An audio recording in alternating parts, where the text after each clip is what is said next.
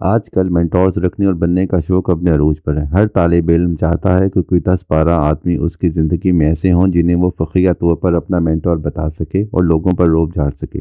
کتنے بڑے بڑے لوگ اس کے مینٹورز ہیں، چاہے وہ مینٹورز حضرات زندگی میں کبھی اس کے لیے 15 منٹ کا وقت تک نہ نکال سکے۔ چلیے، طالب علموں اور کچی عمروں کے بچوں کا شوق و ذوق تو سمجھ میں آتا ہے، مگر جو دوسری قسم پروان چڑھ رہی ہے، جسے مینٹور بننے کا شوق ہے، اس سے اللہ ہی بچائے۔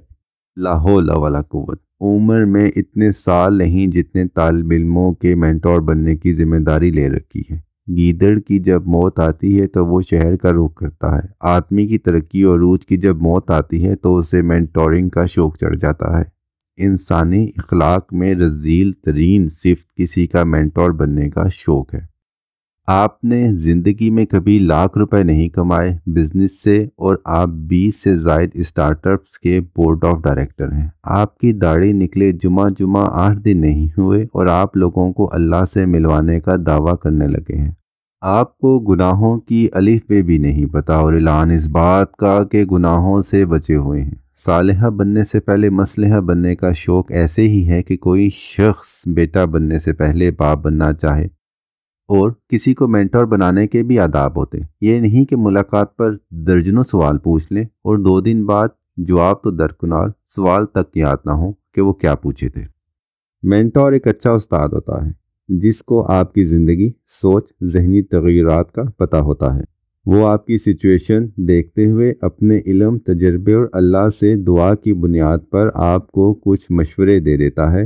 جو علم بغیر ذکر کے پروان چڑھے وہ بھی اندھیرا ہے، جو ذکر بغیر علم کے فروغ پایا وہ بھی۔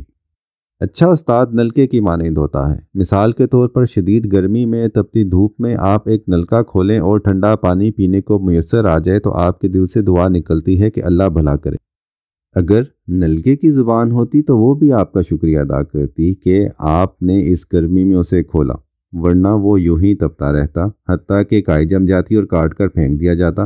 وہ تو آپ کی برکت سے اس میں بھی کوئی پانی گزر گیا۔ اسی طرح ہر طالب علم اپنا رزق لے کر آتا ہے۔ یہ اس کی طلب ہے جو پانی کھینچتی ہے ٹینکی میں سے۔ نلکے کو اترانا نہیں چاہیے۔ اگر مانگنے والے ہاتھ نہ رہیں تو دینے والے کا مصرف نہیں بچتا۔ بس اللہ سے مانگتے رہے۔ جیسے پیٹرول خرچ ہو جاتا ہے، پیسہ خرچ ہو جاتا ہے، اسی طرح روحانیت بھی خرچ ہو جایا کرتی ہے۔ آپ لوگوں سے ملتے ہیں تو وہ آپ کو کنزیوم کر لیتے ہیں۔ بندے کو چاہیے کہ رات کی تنہائی میں اپنے رب سے کنیکٹ ہو کر چارج ہو جایا کرے۔ کسی شخص کو مینٹور بنانے سے پہلے ان باتوں کا خیال رکھ لیں۔